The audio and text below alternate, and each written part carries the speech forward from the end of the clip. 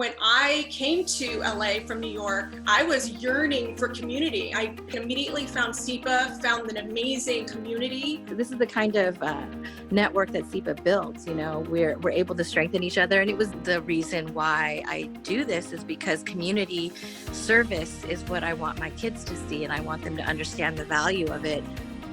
Jessica and Candida, the power duo behind the successful SIPA Gala that happened last month. First of all, thank you so much for making time for us. And of course, congratulations are in order. It was highly successful. Yes, thank you so much, Jannelle, for having us on the show to talk about the SIPA Gala. Candida and I are very fortunate to have had this chance to work together. We've been board members of SIPA for the last year and a half together, and we were the gala co-chairs for the 2020 annual benefit. Our efforts actually began last year. So we were putting this together in the fall of 2019, planning to have an in-person black tie gala in downtown LA in the spring. And of course, the pandemic hit. And at that point, you know, we were going through a lot of transition at SIPA. We were moving a lot of programs virtually.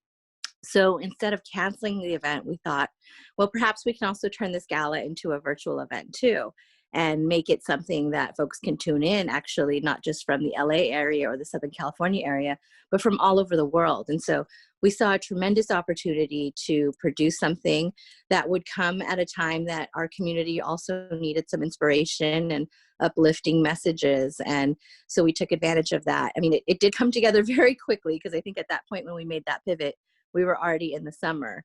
But luckily our board is an all dedicated, very active volunteer board. We had the talent and the right skill sets on our board of directors to make this possible. So it wasn't just me and Candida, it was really a group effort. Our gala committee has always had Isaiah Dacio be a part of it. He is known as DJ Icy Ice in the community. He's one of the biggest names really in Filipino American music and entertainment. And so Isaiah on his own produced our after party show and did that, and was really instrumental with a lot of the music. We also had folks like Manny and Lorenzo and Alan Paulos, who have worked in music and entertainment, and they brought their connections through. Of course, one of our newest board members, Augie Max Vargas, he's a current entertainment show producer working on a lot of award show programs, and he helped a lot. And then folks like Lyle and Candida with relationships in the entertainment community, we were able to just get this wonderful list of participants, not just honorees, but award presenters. So it really just came together, thankfully, stars aligned. And we also had the benefit this year of hiring a production team. So since we were moving it virtually, we had to find a production team that could work with us. And there's a young production team called One Down Productions in LA, and it's a Phil-Am owned company, and they've done a lot of great work in the community. If you've seen a lot of their social media campaigns.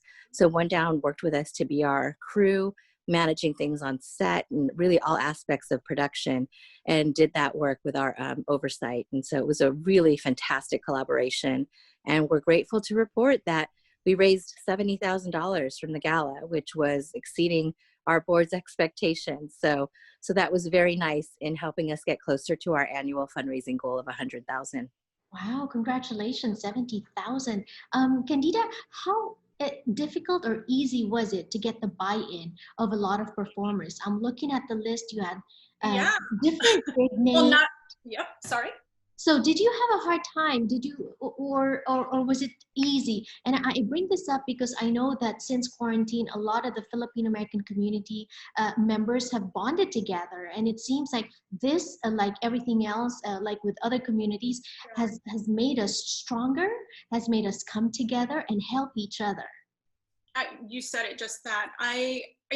Jessica said that we exceeded expectations for our fundraising, but talent-wise, we exceeded our expectations with the talking huge names, as you said, like Lea Salonga, Joe Coy, Nick Cannon, Ava Duvernay, Black Eyed Peas. We had within our small and mighty board committee, we had a lot of people with connections. I've been in the television entertainment industry for about 20 years now as a television producer.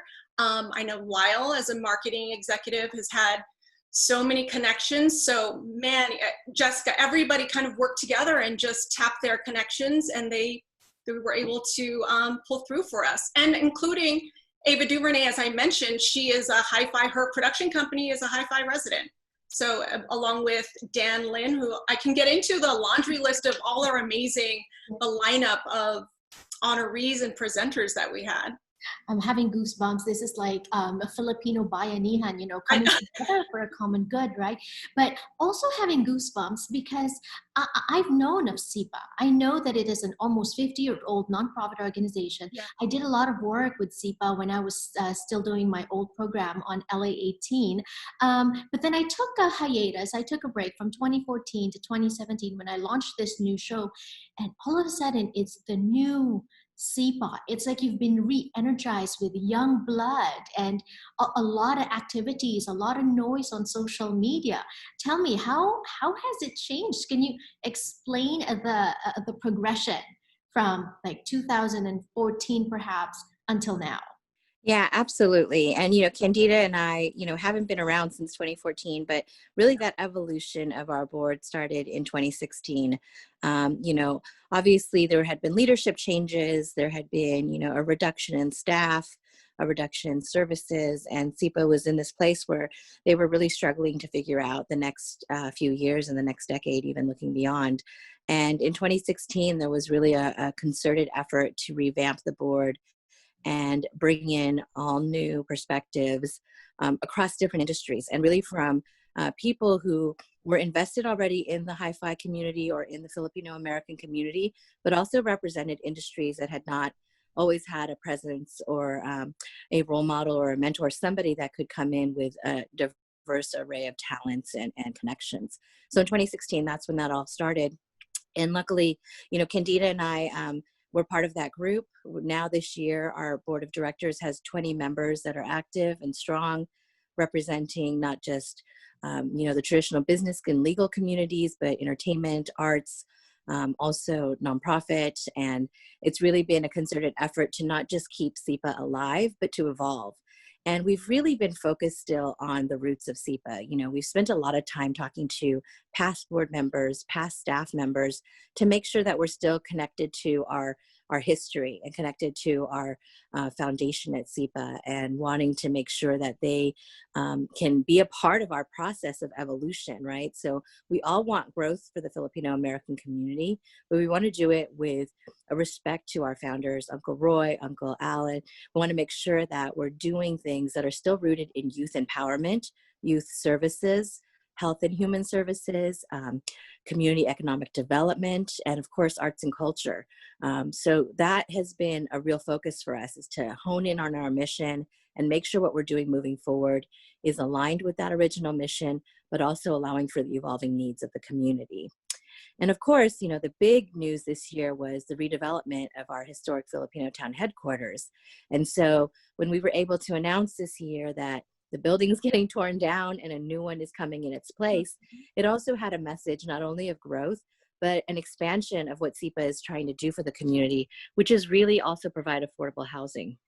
So we know that there's that incredible need for our community to have affordable housing and to have extended services to help just keep our community in hi-fi, you know, alive and connected and having the resources and places that they need.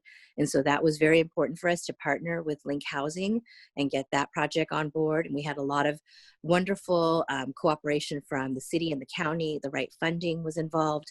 And so it was able to come to life finally. And that had been a process in many years. It certainly wasn't something that we started on our own. It's just been something we were able to take to the finish line. So thankfully, like I said, our 20-member board, which includes wonderful folks like Jennifer Taylor and Edward Malikdem, they've really been on the forefront of that effort. So with the pandemic, of course, with the loss of our executive director, John Swing, this year, those were things we weren't expecting, you know, so our plans did get a little derailed, but we did come back and do things differently. And we hope that in 2021, we'll be back in a space that will work for the community temporarily.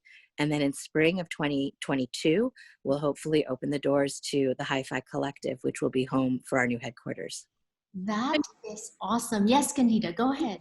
To go back to the youth and why they're so engaged now, I really do think they are also looking for a sense of community, particularly now during this pandemic.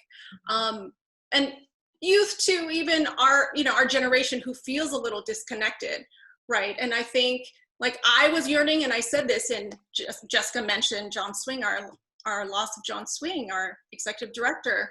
When I came to LA from New York, I was yearning for community. I had it a lot in the Bay Area with my family and friends. New York didn't quite have it, but came back to LA and immediately found SIPA, found an amazing community, and my daughter has been a part of SIPA and the summer programs and has loved it. And she's multiracial, so it's just nice to be able to give her that sense of community and build it up, and continue to build it up. It's my responsibility to share. And I want to make mention of this because even before Vice President-elect Kamala Harris was elected, SIPA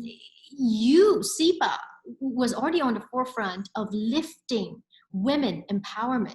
Look at both of you, co-chairs of the of the gala last month, and then now your ED is also a Pinay Power. Can you talk to us about the process that went through hiring her? And I know that everyone's excited because she's more than qualified to lead. Absolutely, yes. We are so thrilled to have Kimmy Maniquez on board as our new executive director. But even before Kimmy, John Swing was very focused in his short tenure as ED to really combat a lot of the important social justice issues that we're facing Filipino Americans. And, we had actually, as one of the last things John and I were working on together was a chance to put together a program that would address anti-Blackness sentiments in our community. And that was very important to him, as well as being a strong supporter of Pinay empowerment. So John wanted to make sure we continued our Pinay Empowerment Brunch series, which he was, frequently behind. He also was very involved in the founding of Entrepreneurship. And as you know, we honored its founder, Anna Marie Cruz, who was like a mentor to John. And so those efforts and collaborations continue today. So women empowerment, Pinay empowerment, entrepreneurship, all of that is so important to us at SIPA as well, and a big part of our Small Business Center moving forward, as well as for our community economic development efforts. As far as Kimmy goes, Candida had a chance just to meet her through the interview process, and it was such an unexpected blessing. Kimmy Maniquez has been on our radar for a long time and a friend of SIPA's, but she's held leadership positions in nonprofits throughout her career.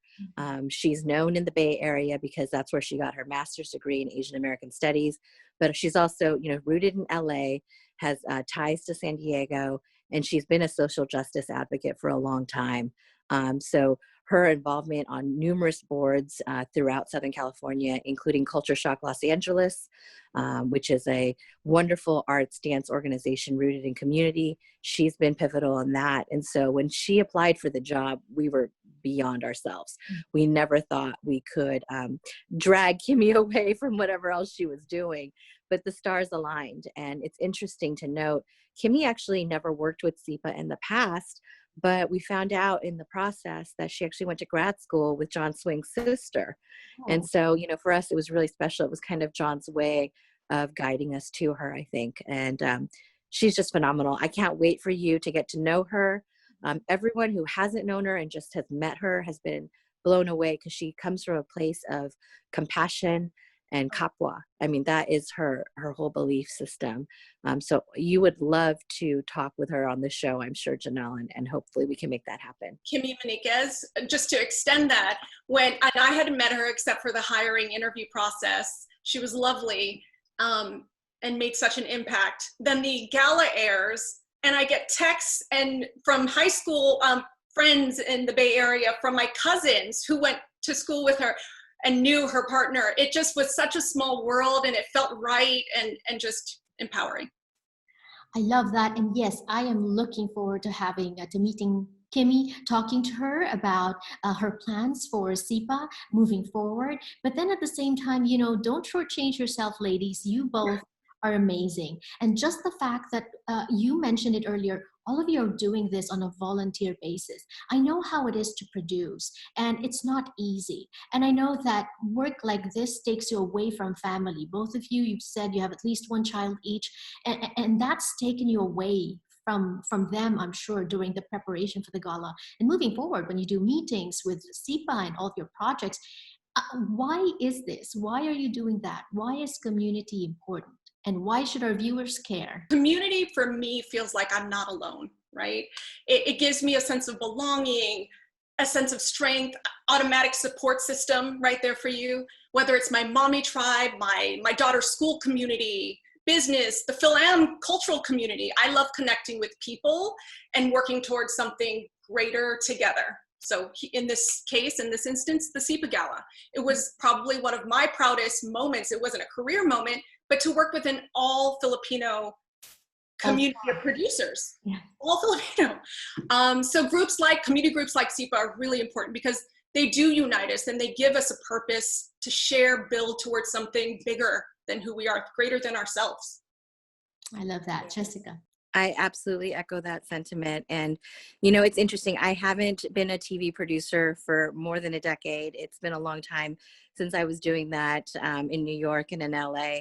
But I've always been around the talent at SIPA. And so this opportunity to get to work with them and put on my production hat once more and work closely with Candida, this was a dream collaboration. I mean, Candida is currently still producing in entertainment, and I've always been in news, but this was just fantastic for me and inspirational because she's also a mom like me. But this is the kind of network that SIPA builds. You know, we're able to strengthen each other, and it was definitely long nights, tireless effort, but I couldn't have done it without her and the rest of the crew. But it's absolutely the reason why I do this is because community service is what I want my kids to see, and I want them to understand the value of it. I think they've always been taught that a service-focused life is the most satisfying life. And so I got to put that in action, right? I want to demonstrate that for them. They've had a chance to get involved in SIPA as well, doing the camps and other youth programs and have loved it. But they're also multi-racial and multi-ethnic in their background. So I want them to learn about the Filipino American culture in addition to the Filipino culture. A mother of two daughters. I have a bonus daughter who's in college and my 8-year-old. I want to be able to encourage and celebrate the potential of myself, my daughters, and all women in my life. Such an empowering interview. You have to promise that you'll keep me in the loop. Whatever. Of course. We're already talking about how we can get you more involved. I want to do that. And like yourself, I am also a mom. I have 2 children, and they are also growing up in a multiracial household, plus raising them here in America. It's very important to nurture our community, because when these children grow up, it's the community that will embrace them first, right? No matter what happens, it's the community that will nurture them and embrace them and empower them. And so, aside from myself, I know a lot of viewers there are wanting to get involved. How do we get involved in SIPA? Yes, there's a number of ways to get involved. Of course, we don't have anything in person right now, but other than contributing to SIPA, we do have ongoing collection of donations, which are of course always needed. So if you want to do a one-time donation to SIPA or even commit a monthly pledge to SIPA, that would go such a long way for our programming. But the other very easy way to get involved is just to go to sipacares.org, click on the button that says Get Involved. And when you click on that button, it's going to take you through some prompts of things to do. Look for the Get Involved as a volunteer page. And you just simply fill out that page. You can answer a question of what areas you want to get involved in, whether it's marketing, events, maybe you want to help with our capital campaign, maybe you want to be involved in some kind of music aspect, whatever talent or time you can contribute, just fill out that field and somebody from SIPA will be in touch with you, because we do have a number of committees, and those committees are the backbone of all our programming, and they involve not just SIPA staff and board, but everyone from the community. And maybe Jannelle, you'll be on the programming committee and help produce the gala with us next year. Wonderful.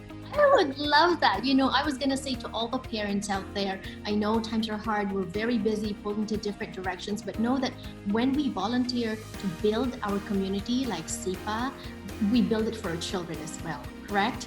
And so even if we think that we're doing this for this organization, it's not that. If you look at the bigger picture, we're doing this for our community, which in turn benefits our children. They're the future. And so I would like to say thank you to Candida and Jessica for joining us today and for your service at SIPA. And I can't wait for more collaborations, and I can't wait to have you guys back in SIPA even more regularly. I can't wait to meet Kimmy and everyone else. Thank you. Thank you. Thank you so much, Jannelle. This was so much fun, and we've loved getting to work with you and looking forward to it.